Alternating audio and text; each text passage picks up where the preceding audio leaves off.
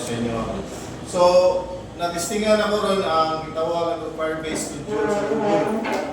So, if you could remember about Google IDX, karon i-integrate na nila sa Firebase Studio with AI. So, natistingan ako deploy ang Angular na kadali. Then, ang API, nadagdan man siya, pero kung problema, daghan pre-kuti sa Firebase ng SDK. Kuti ba? Kurag. I don't know, hindi siya mo-work. So, iwan na lang ako sa API, hindi rin ako below sa render. Okay, so I have here a instance of our API ng boilerplate. So, just read their documentation sa pag-upload. So, usually, ang ginahimo na ito, na naman tayo GitHub repository, link na lang mo sa render or sa Firebase Studio. No, para libre na tanan mo may bayaran. Sa render, di na siya tier na free, which is limited, pero at least mugana siya kung mag-demo lang. Kaya ang problema sa render, kung dili ta magbayad, wala ni mo gamita ba? Mapaong. Hindi gamit mo balik, dagat pa siya mga 1 minute or 2 minutes. But at least, mo function. Wala problema. So, natin na i-host ang API. And then, sa Firebase, all you need to do is just import your repo. Okay? So, kung sa ito inyong repository sa inyong project, inyo na i-paste diya, then just name whatever the name of your workspace. Then, just click import, and check na kung hindi siya flutter up. You learn that. Click na mo ang import. Then, probably,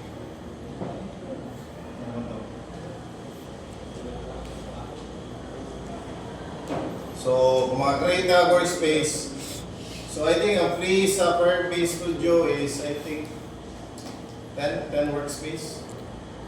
So, kaya usar mo itong kinanglan. So, katuin nyo ang Angular na napadagan sa repo, i-copy nyo. Then, probably na-add it. So, imagine nyo lang ninyo nga inyong VS Code local is nana sa Google nga server. Okay, VS Code naman yung siya forma. Yeah, once may import na niya, medyo depende lang sa internet kung hinay, medyo dugay pa siya maka. Pero execute po ninyo ang npm install, yeah, legacy per deps para problema, then you run your Angular. Okay? And the good thing is at least mura na siya VS Code, at least nanadari Gemini, katabang na kini kung mag-code mo. So all you need to do, again, first, npm install. So I think ako, naman ako nag-npm install. Then, let me try to run. So, npm run start or end user.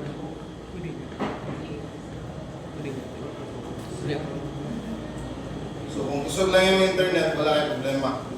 Dagan na siya. Okay? So muna na ang issue. Internet lang. But at least, you don't need to pwede naman sila magdagan sa render ng Angular, pero if you are not familiar on installation, may maka-encounter ng problema. At least dere, iba nung padagan ng local, same naman siya o forma. So, padaganan mo, build siya, then gawas ng local host 4,000. Then all you need to do is just click the link for localhost 4,000, tagaan lang kanyang preview. Reani. So that means, ginaganan niya ang imuhang Angular, and that's it. So, ipa-check din mo sa kuha, check na kayo mong repo, dapat na-import din mo sa Firebase Studio. Kung di ka ganahan sa Firebase Studio, di ganahan juga mag-practice sa render, pwede ba sa importante, online. Mga na-usa sa final requirements na ko. So kung yun ang internet, probably mo may tabo. Pero just prepare your local, kung pa-check sa mo gano'n. At least, kung di mo gana online, ay baka. So again, this is now the online. So, tanaw ninyo, link ka na niya is online. It means running na na yung mga Angular. Okay? So for now, let me check kung siguro kung demo ani. So marami siya VS Code. So right now, I'm commenting the fake backend. That means connected ni sa akong API na naa sa render. Okay? Ganun.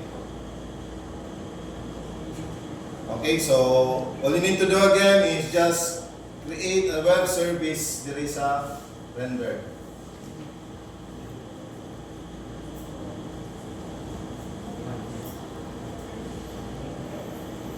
So mo ni mo ang dashboard kung ma-create ka then free account naman. And then sure, Di-diagnose. so karon usaran niya akong na-create basta web service inyo ang i-create. I think usaran siguro pwede ang render sa free. Bots wa lang ninyo. Basta web service ni siya akong i-create. So once nga ma-create na nimo, ma-set nimo diri tanan sa mga kinahanglan, default lang wala kay usbon. Ang imo ra siguro ang usbon nga part is probably pwede ra yarn, but if di mo gana sa yarn, mo itong NPM. Pero yarn, basically, napadagan man ako, kira na, then NPM run start. Okay? Then again, wala na kayo subo na antod sa ubos. Kung mag-ENV ka, then make sure nga, kung gamit ka o environment diri, i-add mo ang tanan katong nasa mong ENV. I think, kung manta nag-ENV, so, ano lang mo pag-ENV? Bali hard-coded in yung code. So kung nag-ENV ka, i-add mo dito na ng mga whatever is on your ENV file. Okay, so let me check. So again, deployed na ni. So karon ang database, I think mo na ang problema. Kaya ato ang database may SQL man or MariaDB. So ako namon ko ikaw galingon nga server. Ito naka-install ko kako ang database ng instance ng MySQL na ang hosting. Problema kung mangita ta why free. Ay mga ambot buhay pa ka planet scale. Problema lang sa planet scale kay na limit, no? I don't know, try to find lang sige mga na makita mo. Kasi ako ang hosting. So ako ra gi-connect ang MySQL. So let me check. Saan ito?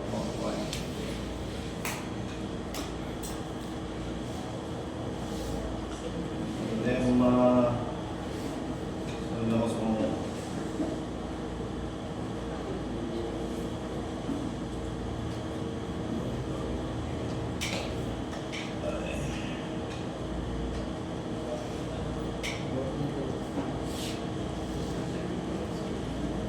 ay, naka-i-movie ng nego.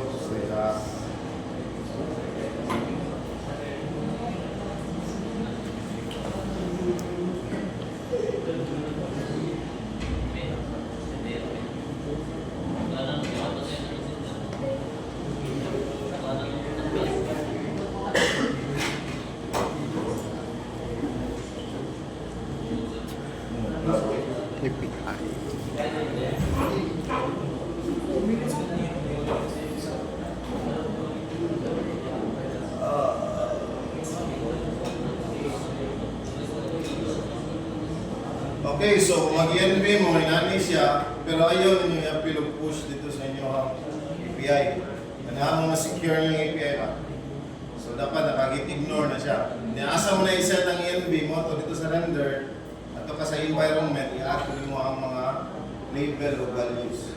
So ako ang database ko, na-apply ako ang account, is this one. So let me connect na lang ni saan mo ko.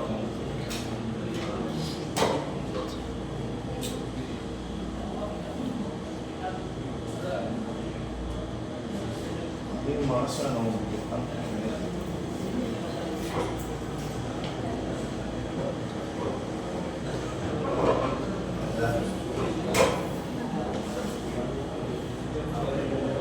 so nabaya ko ang instance sa MySQL. If you know how to set up online, you need hosting na nag-OS for sure. If you know how to use Docker, pwede na sa or basta kayo, pwede na kang makukuha. Pero again, you need to spend. Pero makita ka, kuhaan. Sige, Gordon.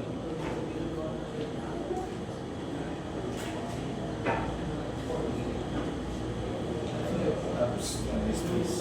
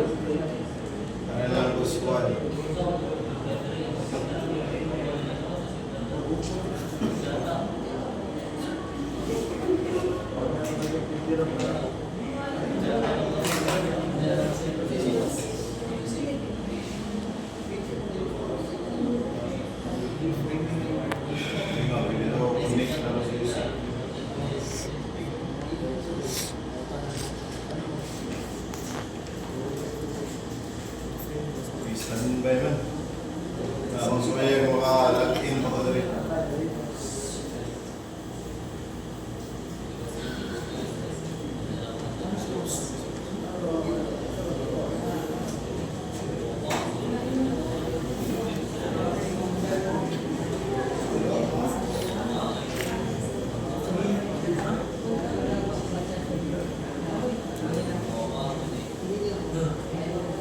Okay, ang problema, medyo connect local. So, ganun siya is connected na niya sa akong API na naa sa render.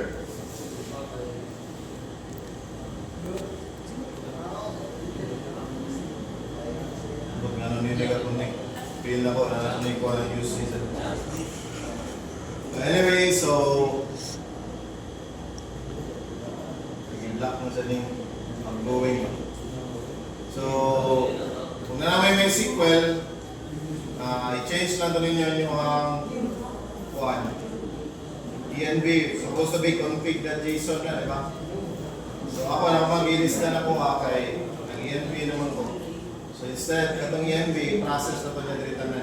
So, delete siya katong config.json. Pero kung di mo ganahan mag.env, pwede rapod inyo lang for now, expose na sa ninyo yung mga credentials para madagan lang. Okay, so that means connected. So, kung di mo tanaw ng variables sa kuang Angular na connect na sa boilerplate render API. So that means Angular connected to render, then render connect to the remote MySQL. So by the way, if you have problems with MySQL online, pwede naman makatabang ninyo pero mabayad lang ta. Pero makita mo, pwede na po. Pero dili mada, ignalan ko, tagaan mo 1 month nga instance. Okay, maluwis ako sa mong server sa mong client. Okay, pasakyon lang mo ba? Tagaan mo, ginyawa pag yung database. Pero makita mo, free, pwede ra. As long as madagan lang yung mga final project. Okay, so, pwede ra mo module na ko niya kung kinanglan mo, tagaan mo 1 month subscription. Kung subscribe mo sa ko, tagaan mo good for 1 month, 100. Oh, okay rin eh. Pero makita mo free, pwede ra mo dito. Bahaya na lang bro. Okay, lahi mo yung plano. 100 points. Di, option na at mo required kung makita mo, mas mayo. Pero ganahan mo sa 1 month subscription, tagaan na mo instance niyo. Pero again, since that is shared hosting, PM lang kung kaso may problema, may imagine nyo kung mo subscribe tanan, puno. Kaya ako nag-docker naman ko, ako nang gilahi para dito kitaan kaya kaso may orbit pa. Kung tanda, kung saan name sa instance ka docker, testing na rin na. So mahal mo God ang mahal ang ilang kong hosting is nasa AWS. So, well, pwede mo sa mga palit o kanang mga existing ng mga hosting bro. Lagi ka mo, set up. Okay, so muna ang presentation. So, that's already, let us say, napadaga na ninyo itong tanang features, including the accounts. Tanan na itong exam na connect na ninyo. Appeal ni siya, so that's already 60%. Asa 40%. Defense. So, sa may napuno. Ang napuno is typically mo ni ang common kayo sa capstone to ng mga features. So again guys, I just asked AI, paano ko na mag-istingin? So feel na ko, kaya na ako ni Humnon bro. Wala gila, busy ko rin. So again, appeal to ang accounts and authentication as part sa atong pag-check. Yeah. Sa atong employees, mag-add tawag account. Okay? I mean, anong may account? Yeah, lahat ng module ng employees, i-connect na to sa account. Okay? Yan, natin itawag o department transfer nga functionality. Pasabot, pwede mo i-assign si employee o another department. Okay? Yan, natin departments module, probably basic mo na, then every employee link sa department. Then natin itawag basic lang ng workflows, which is very useful or transactional. So, sa mga siya, sa ato andre basic lang, kung mag-create o bagong employee, hindi mo na i-record ito ang workflow. O mitan, mag-transfer siya, hindi mo i-record ito. Mura na kung ganap ito ang logging ba? Pero workflow lang ang term. But anyway, at least, while you're adding employee, mo record yung workflow. Something ano. Okay, then atay status management lang na kining workflow, okay na ba niya, wala pa ba niya, something ano. Although di siya related kayo, pero at least ang functionality, the important thing is, you know how to call other functions on the other module. Then we have also a request nga, importante sa kanya nga, ang sa empleyado, request siya, for example, equipment. Then, unsa mga equipment, so, pwede daghan mo siya i-request. So, instead of binagsa na record, usara ka request, pero daghan siya details. Okay, so again, mo ni siya. Yeah, nanaway i-share din ang code, but again, wala pa na po na distingi. So, kamo na yung trabaho ani. Okay, API, mo ni ang API, so workflow, then sa request, ang gigamit ako aning model is si Grok nga 3. Grok, G-R-O, luwang na ka Grok, Grok na katong API niya, Grok na G-R-O-K. Niya sa Angular, nasa i-suggest, pero again, wala na mga distinguished. Then, namatay code sa Angular, kamo na lang one. Okay, so that's for the one, then again, back-end, nasa i-suggest. Then these are the endpoints: employees, departments, workflows, requests. Shush. So, at least napamoy 2 to 3 weeks. Pero makapadaga naman next week, pa-check mo na ako, kung tanaw. Ah. Batakan. Again, ako'y gihin mo dili nga, but mo gana ba gani? Model akong batakan. Prototype gani. Prototype nga mo gana ba gani? Gani. So, naman tayo accounts, I think wala na itong accounts, di ba? So, mag-add tao employees. Wala tayo employees list. Kaning employee is dapat connected sa account. Yeah, positions, string na na. Yeah, department should be connected with the departments. Okay? So, hatag sample nga account, Muna akong batakan. testing lang. Madali, diba script na nila? So,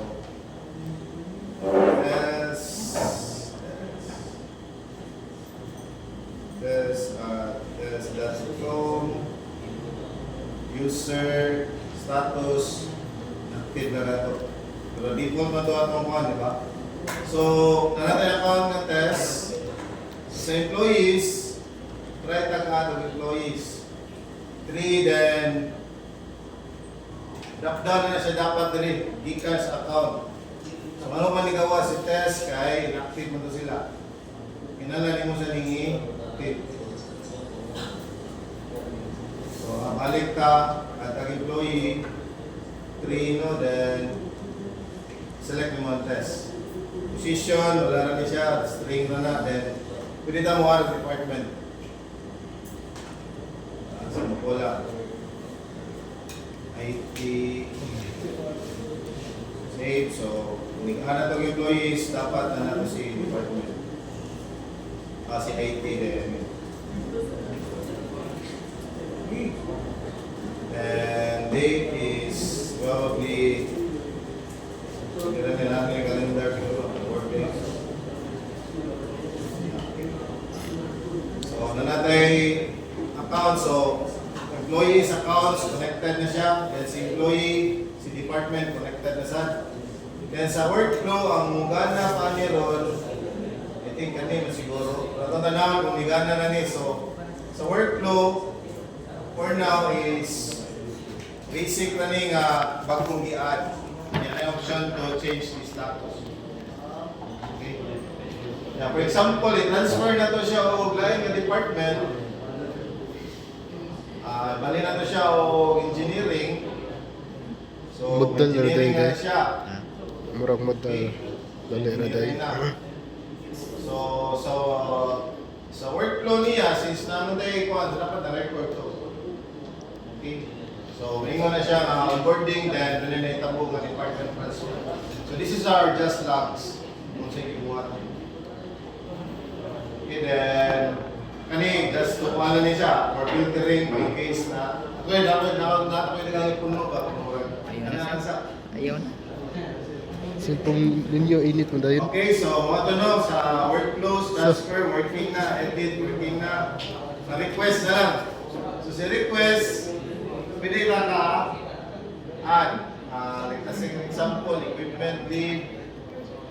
So, tingnan ka resources, yung request si 3, yung sa may request, punta direct item 1, sa kabuo, pwede ka ka-add multiple items.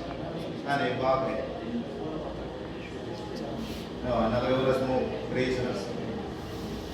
So, i-save niya mo na. So, dapat naka-link siya or naka-array siya.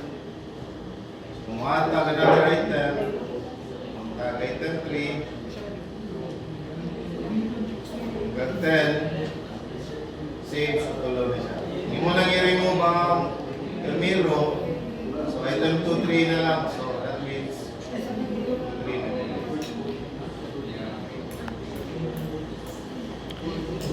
Ano, 40% sir? Bibigyan na.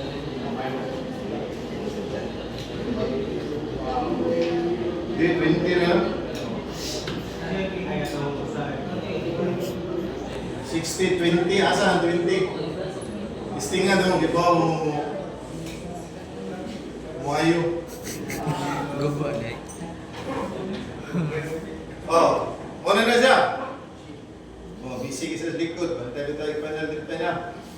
Yeah, remember guys, last night sa ako ang gi-advise ran nga capstone. Sa unom duha ra pasar. So dili din na joke yung capstone diri. So may tabo enroll din sila.